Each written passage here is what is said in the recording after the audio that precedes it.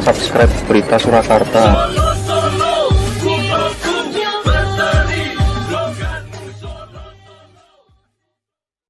Pak Muhaimin silahkan bertanya kepada Pak Gibran dan kemudian akan ditanggapi. Waktu Anda 1 menit untuk bertanya. Terima kasih Pak Gibran. Pak Gibran ini telah berhasil menjadi wali kota sekaligus pengusaha yang sukses. Bahkan berbagai proyek-proyek besar telah berhasil dibangun di Solo. Ini menjadi prestasi, tetapi kita ingin prestasi ini ditularkan kepada yang lain. Saya ingin Pak Gibran menyampaikan tips and tricks agar bupati, wali kota, dan pemerintah daerah yang lain bisa belajar agar proyek-proyek besar bisa dimasukkan di kota Solo. Bagaimana caranya ini? Tenang. Cukup? Cukup. Baik. Cukup. Silahkan. Waktu Anda, Pak Gibran, waktu Anda 2 menit untuk menanggapi. Baik, Gus Muhaimin, saya jelaskan ya. Sekarang Indonesia itu sudah memulai yang namanya pemerataan pembangunan. Yang dibangun bukan hanya Solo saja. 53% investasi kita sudah ada di luar Jawa. Kalau kita pengen fair ya Gus, jumlah... Mohon tenang. Jumlah proyek, jumlah anggaran yang digelontorkan ke Solo sebelum saya jadi wali kota itu lebih besar.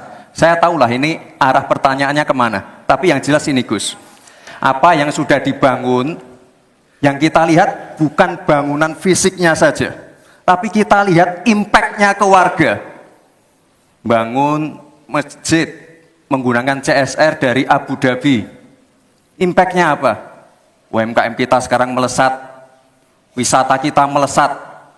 Kemarin waktu Idul Fitri, kunjungan wisatawan ke Solo melebihi Jogja. Itu impact-nya. Lalu kita lihat, kita punya kebun binatang Solo Safari, tidak pakai APBN. Masjid tidak pakai APBN. Tapi impact-nya apa? Impact-nya ke masyarakat.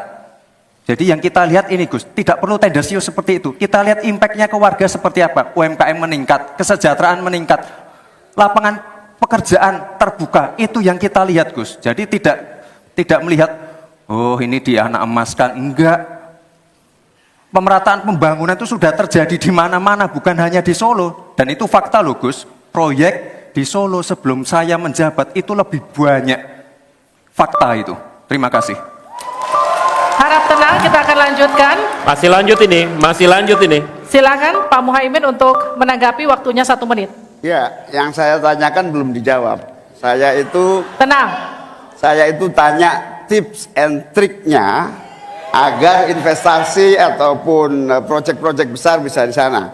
Sebab saya lihat itu ada 32 proyek pemerintahan pusat, ada juga berbagai program-program yang luar biasa, patut kita banggakan.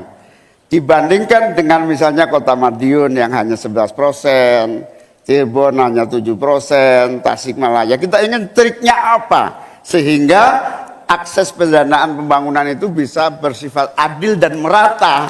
Bukan hanya di satu kota, tapi berada di seluruh. Kita lanjutkan. Ini yang menjadi catatan saya adalah keadilan dalam melaksanakan APBN. Kalau kita jadi pemerintah pusat nanti, tugas kita adalah membagi secara adil seluruh proyek-proyek nasional kita. Cukup. Silakan Pak Gibran untuk menanggapi. Waktunya 1 menit, silakan. Mohon tenang. Baik Gus, saya jawab lagi. Sebelum ada proyek dari pusat masuk, kita ya, para wali kota ya, harus menyiapkan yang namanya readiness kriteria.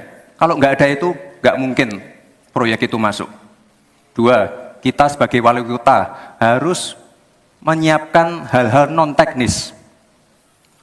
Relokasi, nego dengan warga-warga bantaran sungai, bantaran rel kereta api. Itu Gus. 1. Lalu kita juga harus berkolaborasi, tidak semuanya pakai APBN.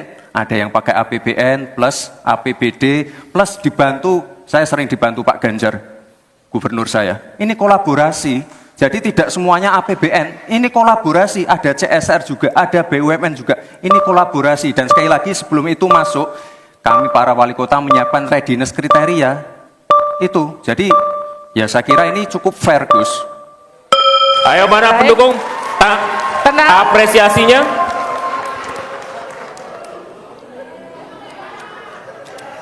Kita berikan apresiasi untuk seluruh Subscribe Berita Surakarta.